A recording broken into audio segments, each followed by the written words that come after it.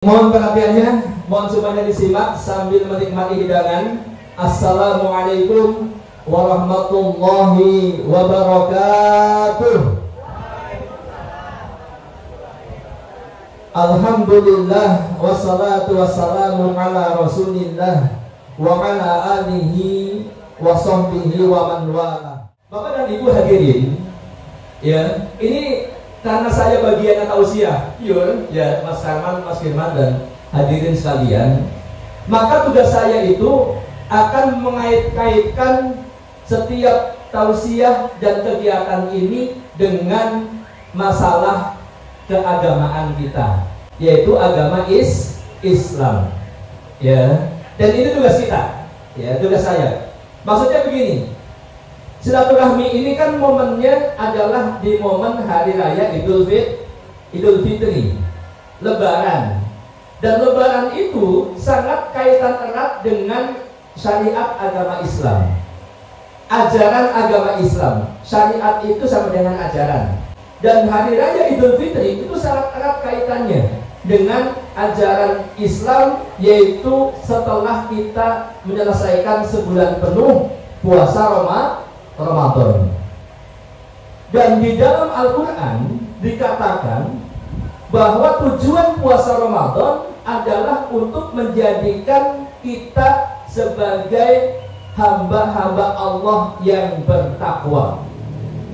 Sehingga Allah berfirman, A'udzu billahi minasyaitonir rajim, ya ayyuhalladzina amanu, ya ayyuhalladzina amanu kutiba alaikumusiyam kama kutiba alal ladina min qablikum la'allakum tattaqun. Wahai orang-orang yang beriman, diwajibkan atas kalian berpuasa. Nemboke sing ngendika Gusti Allah. Gusti Allah ke siapa? Siapa Gusti Allah? Belum orang ngerti. Gusti Allah itu Tuhan kita, Mbok. Tuhannya kabehan. Gusti Allah itu Tuhan kita yang menciptakan kita, yang menciptakan alam semesta. Tadi Mas Firman bilang yang mengatur alam semesta, yang menciptakan langit, orang anak tiangnya, orang anak sanggane bisa. Dan Gusti Allah itu harus disembah, diibadahi, harus diikuti perintah-perintahnya. Gusti Allah, oke. Ya. Jadi sing gawe umur panjang, abad rezeki, bokeh tiap hari jualan kangkung, itu Gusti Allah sih ngamen, Bok. Tuh, tentunya ngerti yang dipancing apa-apa Gusti Allah. Mau jawaban kenal. Ya itu Gusti Allah, Bok. Jadi nggak sehat sampai sekarang. Orang pada sakit, bahkan ada yang meninggal sekarang. Sing paling sehat, sing paling rezeki siapa? Gusti Allah. Gusti Allah. Sing menumbuhkan tanaman kangkung, cabai, terong, oyong, siapa, Bok? Gusti Allah. Gusti Allah. Itu Gusti Allah yang harus kita ibadahi. Dan Allah berfirman, wahai orang-orang yang beriman, diwajibkan atas kalian berpuasa sebagaimana telah diwajibkan kepada orang-orang sebelum kalian. Tujuannya apa? La'allakum tattaqun, agar kalian bertakwa. Jadi Mas Firman ini saya curiga, kayaknya Ustadz kayaknya.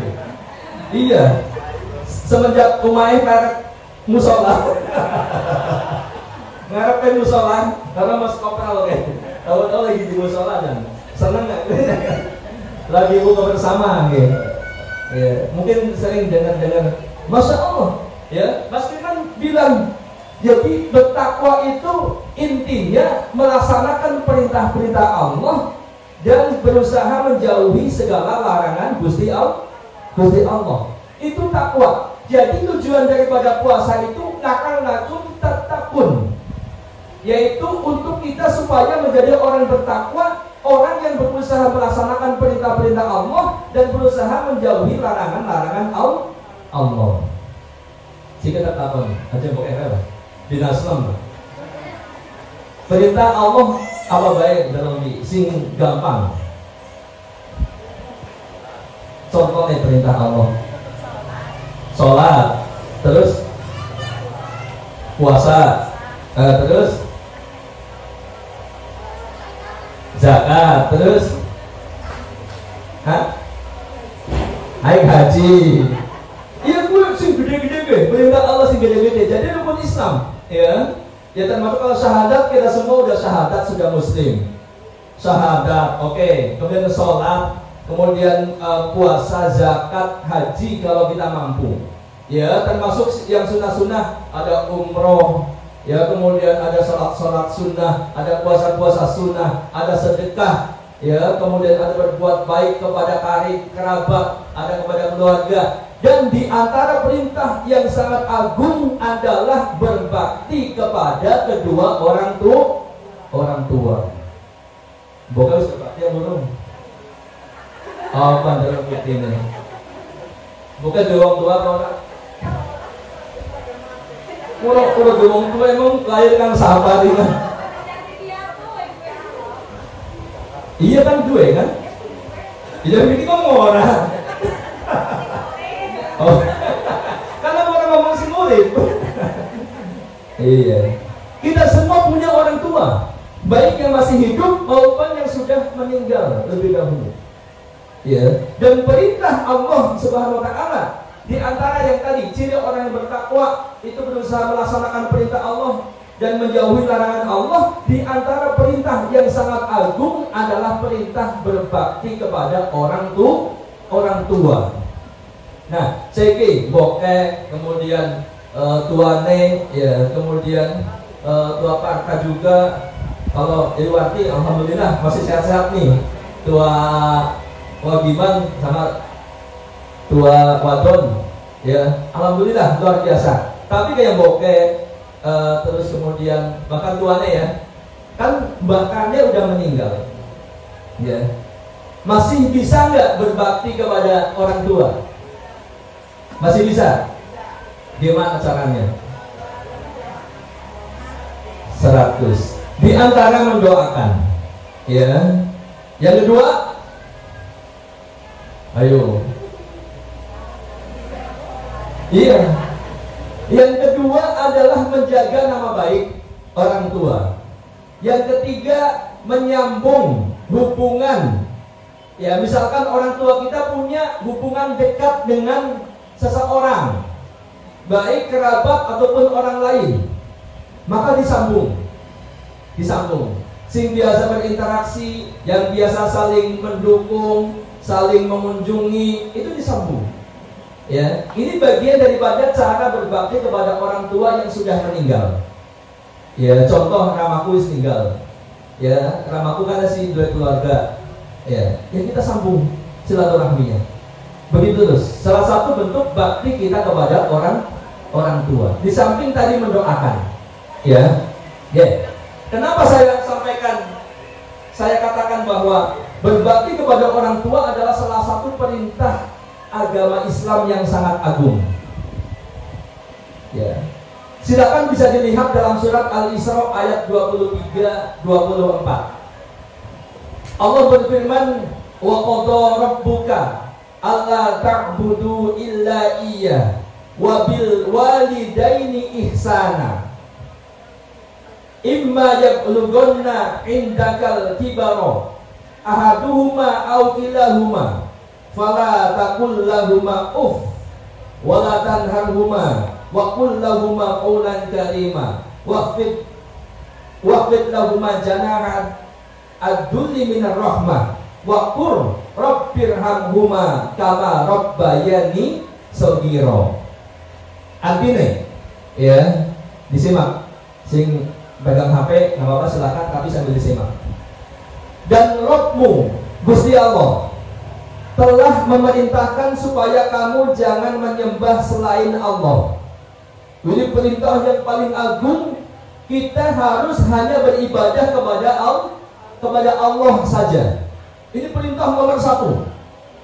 Ya, jadi hanya beribadah kepada Allah, hanya meminta kepada Allah, mohon pertolongan kepada Allah. Makanya dalam surat Al-Fatihah dikatakan iyyaka na'budu wa iyyaka nasta'in. Artinya apa? Ya, Bu. Hanya kepadamu lah Allah, wahai Allah, aku beribadah, kami beribadah, dan hanya kepadamu lah wahai Allah, aku mohon pertolongan. Itu kandungan surat Al-Fatihah yang setiap hari dibaca dalam sholat kita. Iyyaka na'budu wa iyyaka nasta'in. Tuh, ya. Nah, ini perintah. Jadi Allah itu telah mewajibkan kepada kita untuk hanya beribadah kepada Allah, ya. Wa bil walidaini ihsana, dan kepada kedua orang tua hendaklah kita berbuat baik. Ya. Apa banyak? Hendaklah kita berbuat baik. Kepada kedua orang tua hendaklah kita berbuat baik. Nah, ini rahasia daripada ayat ini, bahwa Allah berfirman mewajibkan, menetapkan wa qadha rabbuka, telah menetapkan Rabbmu apa tadi? Untuk hanya beribadah kepada Allah, perintah yang paling agung, yang paling pertama, sehingga syahadat la ilaha illallah, tidak ada ilah, tidak ada Tuhan selain Allah. Perintah ini, ya, itu kemudian dilanjutkan dengan wabil walidaini ihsana, dan kepada kedua orang tuamu hendaklah kalian berbuat baik. Sampai-sampai para ulama mengatakan saking besarnya perintah berbuat baik kepada orang tua ini digandengkan dengan perintah untuk hanya beribadah kepada Allah saja. Ini bukan hal yang sepele-pele, berbuat baik kepada orang tua. Dan dalam ayat ini dikatakan kalau kedua orang tua kita, ya, sudah mencapai usia lanjut, baik mendapati satu ataupun dua-duanya, maka kita jangan sekali-kali mengucapkan kata-kata apa? Ya, jangan mengatakan kata-kata itu Ya, contohnya keprimen. Contohnya misalkan bokeh perintah karo Dimas. Ini lagi-lagi bokeh ya, sebenarnya kan tuh. Nek mau lihat ya takutnya salah gitu kan. Iya. Perintah karo Dimas, iya. Kayak kan namarin talun, jukut kampung misalkan. Nah, ini saja nggak boleh. Itu dalam bahasa Arab ada yang mengatakan tuf, asal kata dari tuf. Tuf itu kuku hitam. Kuku hitam kan kecil, ya kan? Kita sering bilang suka emang orang sepupu ireng nih. Orang tanah apa nih kecil. Kata-kata saja itu bagian daripada durhaka kepada orang tua. Oke, Ustaz Warno, rumah pernah dia.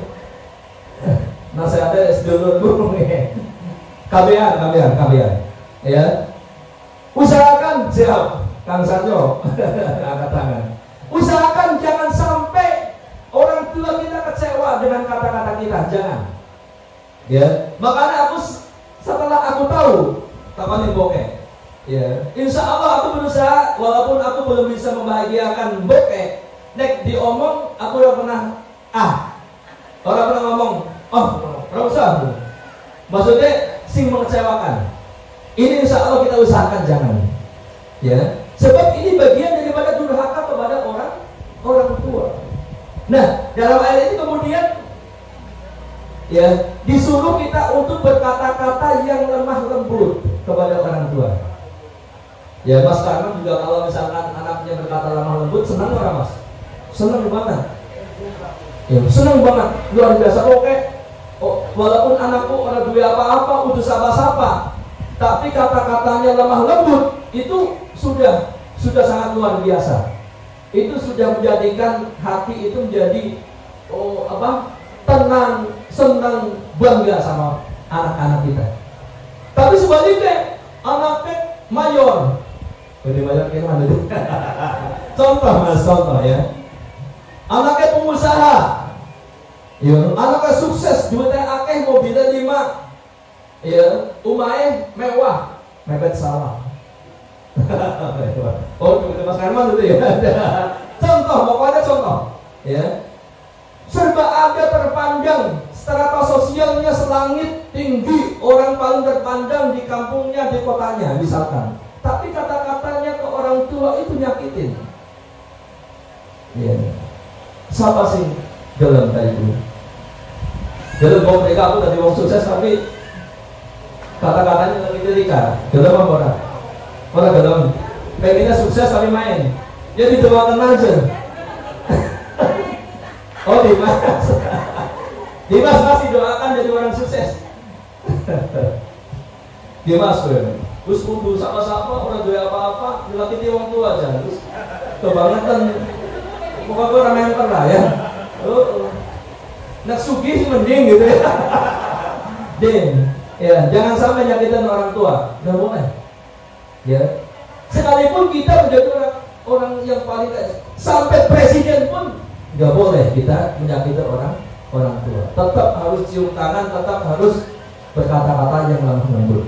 Kemudian waqul rabbirhamhuma kama rabbayani shaghira. Doakan orang tua kita. Rabbighfirli wali walidayya warhamhuma kama rabbayani shaghira. Ini doa orang tua. Sampai-sampai ada seorang ulama yang mengatakan, kalau setiap sholat kita nggak mendoakan orang tua, itu sampai-sampai disebut kita termasuk orang yang durhaka kepada orang tua. Sampai begitu. Saking besarnya hak orang tua atas kita. Bagaimana nggak besar hak orang tua? Ya, Mbak Mary sekarang udah jadi guru kan? Udah jadi guru. Siapa sih nggak kenal guru? Ya setelah Gusti Allah kan kabehan Allah wis jelas kayak. Wis sepakat kabehan Gusti Allah lah. Iya ada ngomong Allah lagi. Udah wis sepakat. Siapa dalam kenal guru? Diri sendiri, prek. Terus bisa dewek. Prek. Nggak bisa. Siapa coba?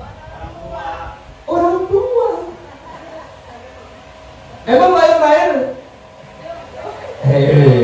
Yo bisa dia ngomong bisa dewek. Pokoknya nggak bisa dilepaskan orang tua. Peran orang tua sampai jadi apapun kita. Mas Firman jadi mayor, katakanlah yang paling tinggi sekarang di sini. Iya. Jangan bilang bisa sendiri, nggak bisa. Lalu STM bayar sekolah sini mulanya tuan.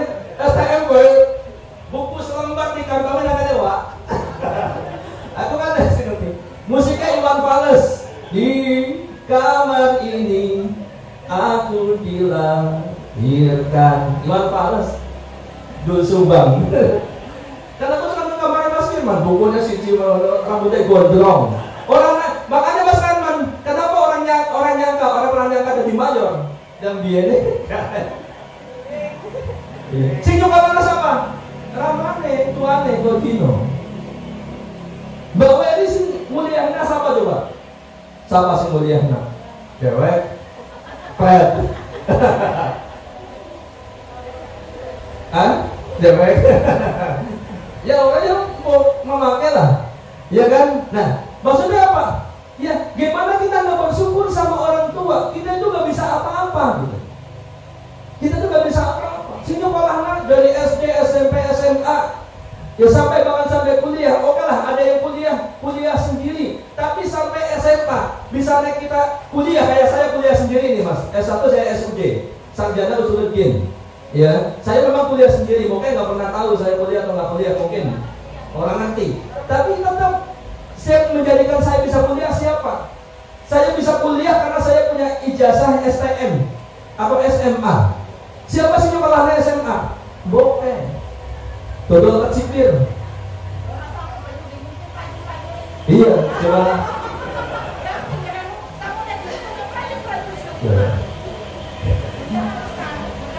Iya, jadi ini nih, semua orang tua gitu kan. Makanya perintah berbakti kepada orang tua, perintah yang benar-benar sangat agung, ya sangat agung. Ya, nah ini salah satu perintah yang seharusnya kita laksanakan. Karena kita tujuan daripada puasa tadi adalah menjadikan kita sebagai orang-orang yang bertakwa kepada Allah. Paham sampai di sini? Paham? Paham? Tuannya kalau gitu paham lah.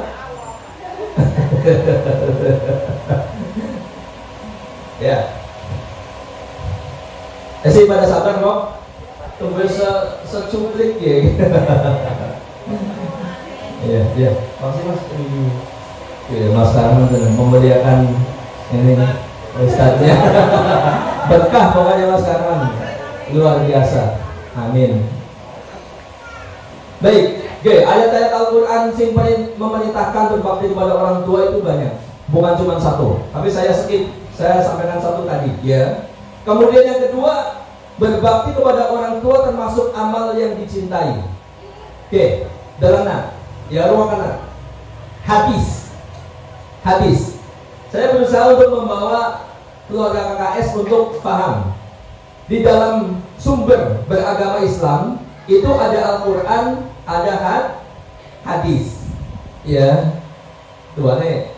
Kalau rapati paham ora apa-apa. Sing penting mau kenal. Hadis itu apa? Hadis diantaranya adalah perkataan Nabi Muhammad, Rasulullah, utusan Allah, yang setiap perkataannya, ataupun perbuatannya, ataupun bahkan diamnya, ya diamnya maksudnya begini. Ketika kaum muslimin saat itu, waktu Nabi masih hidup, dia mengamalkan suatu amalan, kemudian Rasulullah mendiamkan, berarti itu menjadi suatu hadis, ya, suatu ajaran.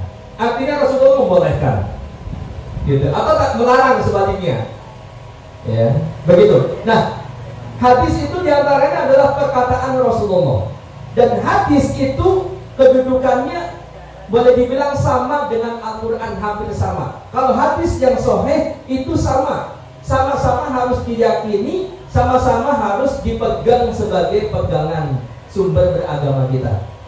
Nggak boleh lepas Al-Quran dan hadis.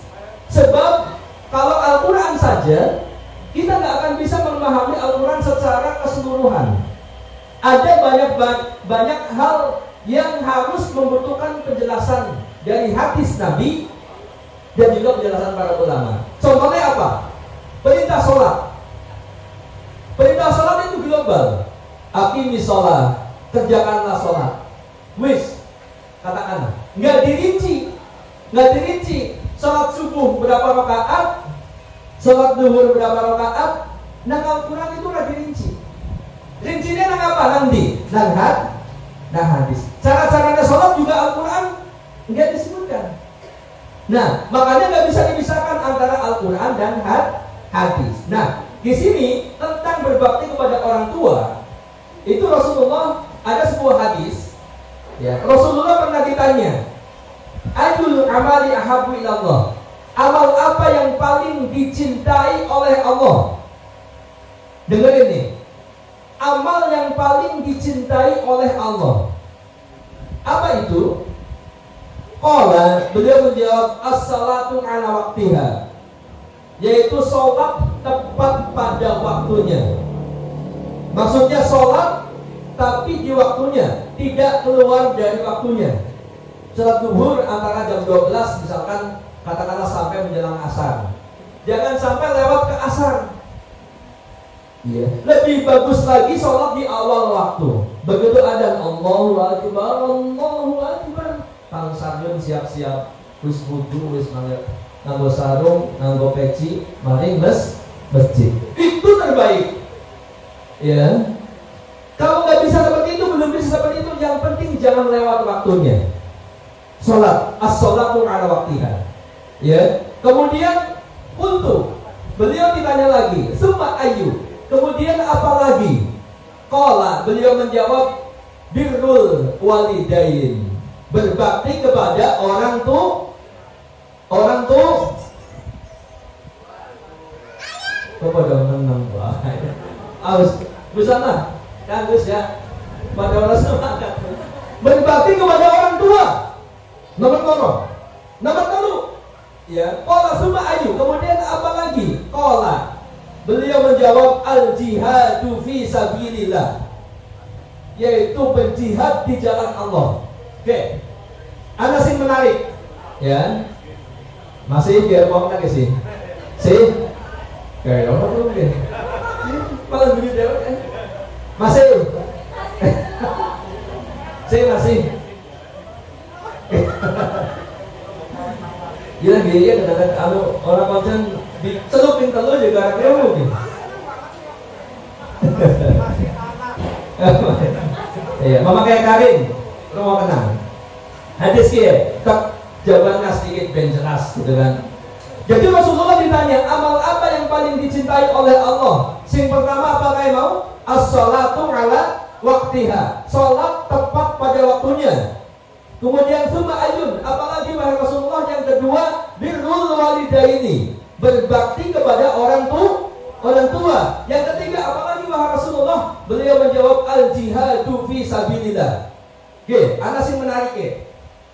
Yang pertama salat, memang jelas salat itu amal yang paling utama. Sampai-sampai salat itu menjadi penentu orang masuk surga atau nggak masuk surga.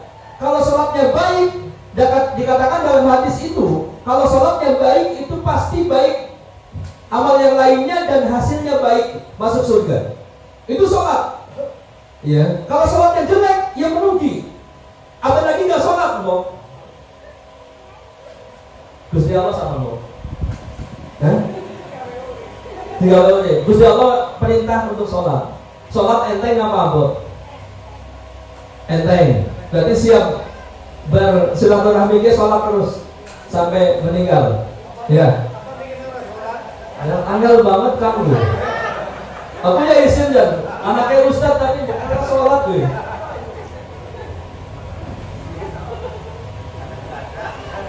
Kadang-kadang. Oke. Nek kadang-kadang itu jenenge pada berapa sholat. Iya temenan. Ya. Kadang-kadang sholat itu nggak boleh kadang-kadang. Sholat itu 5 waktu itu wajib. Dari tahun ke tahun diisin aku ngulang-ngulang terus. Sholat itu perintah di Gusti Allah eman banget kalau awak dhewe kabeh eman banget. Coba bayangkan. Sholat itu perintah yang sangat ringan, sangat mudah. Kalau sehat walafiat ya sholat normal sholat. Tapi kalau lagi nggak sempet, katakanlah lagi benar-benar nggak sempet gitu, ya sholat oli ditunda segala. Ya, dijamak di tempat yang lain. Kalau memang kebutuhannya benar-benar mepet gitu, oke lah dimaklum. Kalau sakit, nggak bisa berdiri boleh duduk, nggak bisa duduk boleh tiduran, nggak bisa tiduran. Mengatang kuburan. Ya iya, harus mati. Udah bisa tiduran. Gampang orang. Gampang. Sholat paling sulit berapa menit, Bang? Allah sholat 5 jam. 5 menit. Jare Gusti Allah sing ditangna kita sing awe rezeki, sing awe kangkung, sing awe kecipir, sing awe terong. Giliran Gusti Allah perintah. Sholat segala. Waktu duhur 5 menit, waktu asar 5 menit. Orang gelem. Didurhaka karo Gusti Allah kowe. Lah kita sebagai orang tua, kalau anak kita suruh, terus anak kita nggak mau, bocah durhaka, kan gitu. Nah kita itu durhaka sama Gusti Allah. Benar itu durhaka sama Gusti Allah. Dan itu dosanya lebih besar daripada durhaka kepada orang tua. Gusti Allah lebih orang tua kita. Tuhan, coba bayangkan Tuhan kita merintahkan kita hanya untuk sholat sebentar. Di waktu yang sekian panjang, sekian lama, 24 jam, di jalur 5 menit. Berat dalam. Ayo pun jere pengen lebusir. Mungkin apa orang? Ya Mas Firman guyu. Ya angel aja. Karena disogok pirang-pirang juga orang-orang bisa. Gusti Allah yang bisa disogok. Iya kan? Pokoknya siapa beramal baik, dia masuk surga. Nah gitu. Nah kembali ke hadis perintah sholat pertama paling agung. Yang kedua birrul walidain, berbakti kepada orang tua. Nah uniknya, ya, menariknya, kemudian setelah itu jihad di jalan Allah. Ada perintah jihad di jalan Allah, itu didahului perintah berbakti kepada orang tua. Mas Firman dia tentara, membela tanah air itu jihad. Mati itu menebus surga. Pasti didoktrin begitu. TNI sama. Ya, di dalam Islam pun membela agama Islam, melawan orang-orang kafir, musuh-musuh Islam, berjihad, mati dijamin surga. Mati syahid namanya. Ya. Nah, pemerintah berbakti kepada orang tua itu mendahului perintah jihad. Ini menandakan bahwa perintah berbakti kepada orang tua itu perintah yang sangat agung. Sebaliknya larangan durhaka kepada orang tua, larangan yang paling besar, termasuk dosa yang sangat besar. Ini perlu dicatat, perlu ditanamkan terus kepada keluarga kita KKS dan kepada kaum muslimin. Luar biasa ini, ya. Untuk saya pribadi dan untuk keluarga semuanya. Ya. Nah, namanya satu hadis. Ceritanya begini. Ada seorang pemuda kayak Mas Ruli, gagah pemuda, badannya bagus, semangat jihad. Pengen ya Rasulullah, pengen datang kepada Rasulullah, pengen jihad. Ngajak ya Rasulullah, saya sehat, saya kuat, saya semangat, saya pengen jihad. Kalau bahasa kita gitu. Rasulullah takon. Iya, karena beliau es urip. Ahayun walidak, ayah dan ibumu, orang tuamu masih hidup? Dia jawab, na'am, betul, orang tua saya masih hidup. Kata Nabi apa? Fa fihi ma fajahid. Balik. Ya, balik pada orang tuamu. Kepada kedua orang tuamu lah kamu berjihad di sana. Berbaktilah kepada orang tuamu, itu jihadmu di sana. Gede apa gede? Arab jihad, Arab berperang melawan orang-orang kafir. Kalau Mas Firman tentara dan musuh menyerang, ya, itu wajib jihad, itu wajib. Nggak boleh mundur. Pokoknya pantang pulang sebelum menang. Ya, lebih baik pulang nama. Gimana Mas?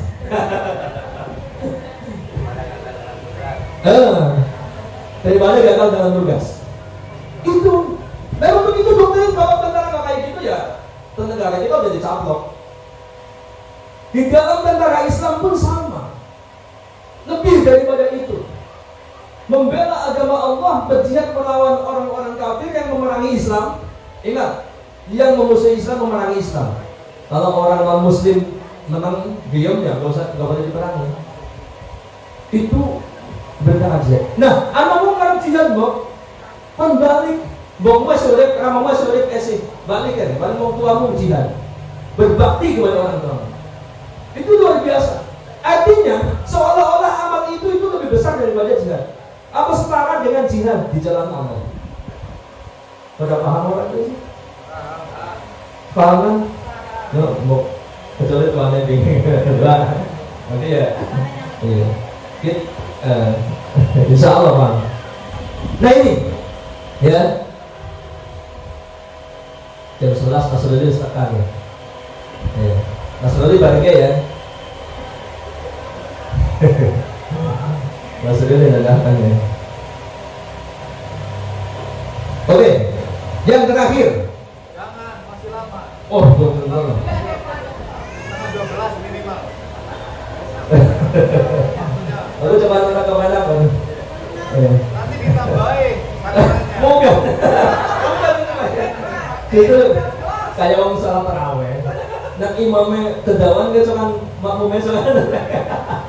Sih masa sih ya alhamdulillahirabbil alamin. Alamin aja panjang gitu kan. Padahal sih namburi. Lumayan lagi. Nah aku yang ngerti gitu deh. Makanya tuh Ramadan gitu ya. Oke, terakhir lah ya, sedikit lagi. Durhaka kepada orang tua adalah dosa besar yang membinasakan. Durhaka kepada orang tua. Durhaka kepada orang tua tua artinya itu yang mudahnya itu pokoknya gawe lara wong tua, gawe kecewa wong tua, sampai-sampai berkata-kata ah saja, itu bagian daripada durhaka kepada orang tua. Itu pelajaran SD, SMP, dan pelajaran agama dan sekolah-sekolah umum pun diajarkan ini. Dari dulu saya SD, makanya kita semua tahu durhaka kepada orang tua itu dilarang. Ya kan sekolah SD, orang tahu ngaji, orang tahu maring musola, tapi tetap ngerti durhaka juga durhaka kepada orang tua. Ngerti karena orang sekolah diajarin walaupun seminggu sekali gitu. Surga neraka kita tahu, semalam kita ngomongin surga neraka rame ya. Iya, kita tahu karena memang ya semua orang didoktrin begitu, ada surga ada neraka. Ya, pun berbagi kepada orang tua kita tahu dari dulu tahu. Tapi perlu terus diingatkan. Ini termasuk dosa yang membinasakan. Saya sampaikan tentang hadis. Rasulullah bersabda sallallahu alaihi wasallam, maukah aku kabarkan kepada kalian tentang dosa besar yang terbesar? Yang paling besar, dosa-dosa yang paling besar. Ya, kami menjawab tentu wahai Rasulullah.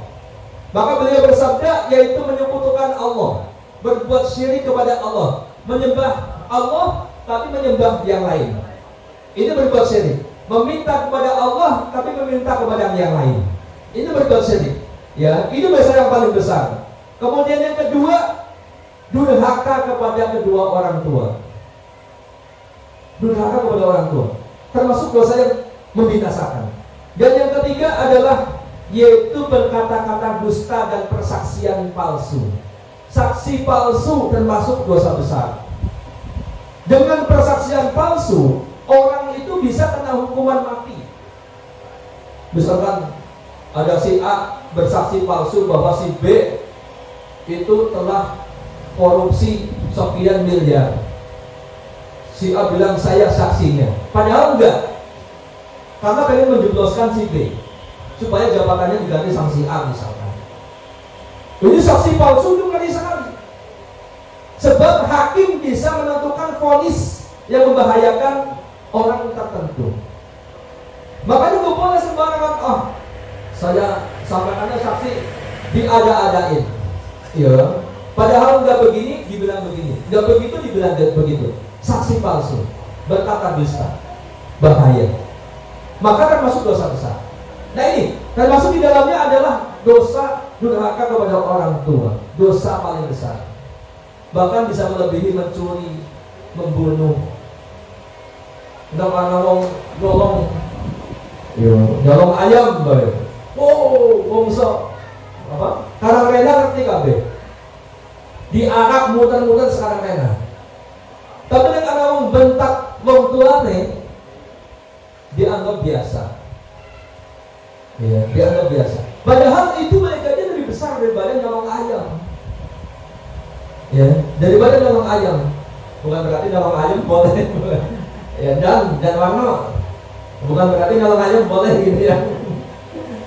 Iya. Tapi dosa durhaka kepada orang tua bisa lebih besar daripada itu. Hati-hati. Gitu ya. Nah, dosa durhaka kepada orang tua itu balasannya bisa terjadi di dunia sebelum di akhirat nanti. Hati-hati ini.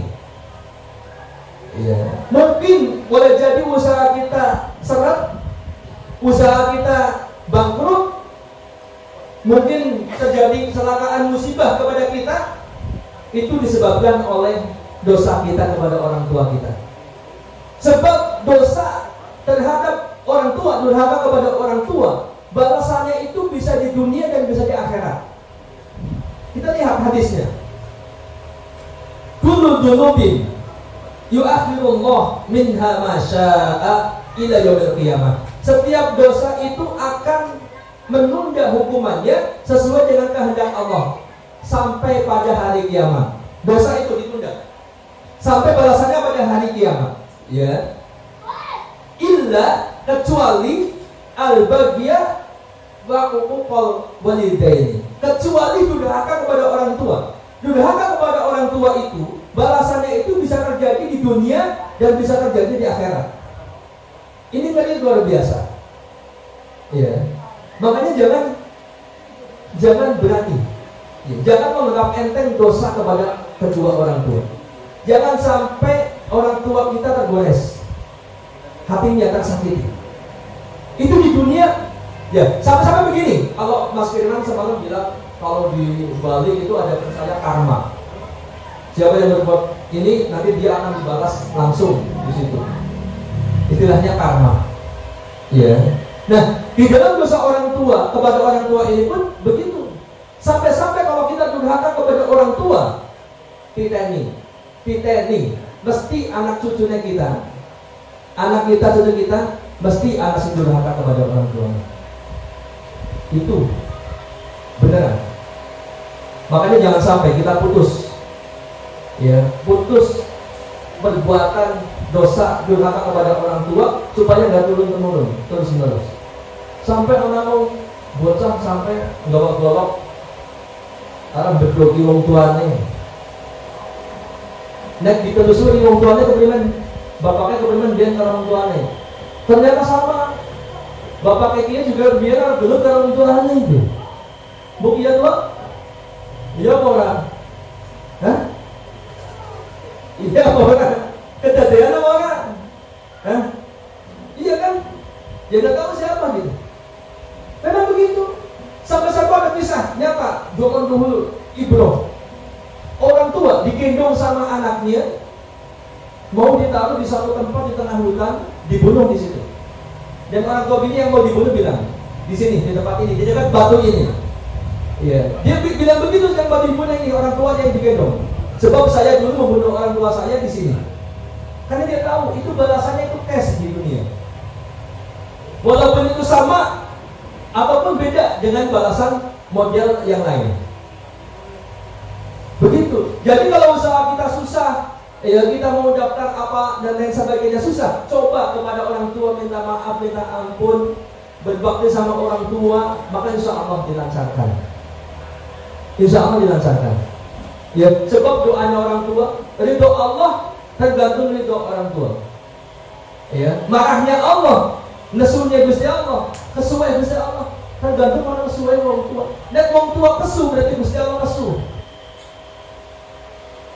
Kalau orang tua marah berarti Allah marah. Jadi hati-hati kita kepada orang tua kita. Ya, untuk itu hati-hati. Ya, kita perbaiki. Nah, nasihat di sinilah. Nasihat di kesempatan berbahagia kali ini. Mudah-mudahan setelah saya menyampaikan ini sampai berbusa, sampai teriak-teriak, saya sengaja nggak dibuat sedih, Mas. Ya, coba mau beres ada menangis, nanti nangis semua orang bisa ngomong. Makanya tergawe semangat lah, gitu ya. Dan digawe sedih kok, mau nangis ngomongin pokok. Atau yang banyak kan ngomongin gampang nangis, gitu kan. Dan nangis malah orang bisa ngomong susah, gitu. Tapi intinya yang disampaikan mudah-mudahan terserap menjadi hidayah, menjadi hidayah. Ya. Setelah ini kita berbakti kepada orang tua yang wajar, yang wajar. Ya, nggak harus berlebihan, artinya nggak harus sampai cuci tangan, kakinya dicuci pakai air, kemudian airnya diminum, nggak begitu, enggak. Tapi berbakti, senangkan orang tua. Cara berbakti bagaimana? Gampang sekali. Ya, dengan kata-kata yang lembut kepada orang tua. Nah, kemudian kalau orang tua kita butuh bantuan materi, kasih materi, kasih uang. Ya, ini bagian dari berbakti kepada orang tua. Tapi jangan iringi dengan kata-kata yang menyakitkan. Ya. Kemudian setelah itu berbuat baik sebagaimana mestinya. Sering dikunjungi, sering ditelepon. Ya. Syukur sering dipijetin, disenengin terus. Kira-kira bokeh seneng apa ya? Ya, bokeh seneng bakso, gawani bakso. Ini contoh. Ya. Bokeh seneng umai bagus, dan mampu ya bagus. Ini aku orang mampu bok kebenaran. Tuh, berarti gitu ini kayak. Ya, alhamdulillah. Ya. Berkata-kata yang baik, menyambung silaturahmi dan seterusnya. Ya, kalau dekat, kalau bisa, ya jangan sebulan sekali lah, jangan. Seminggu 2 kali, 3 kali kunjungin orang tua. Ya. Syukur-syukur pakai bawa-bawa. Itu.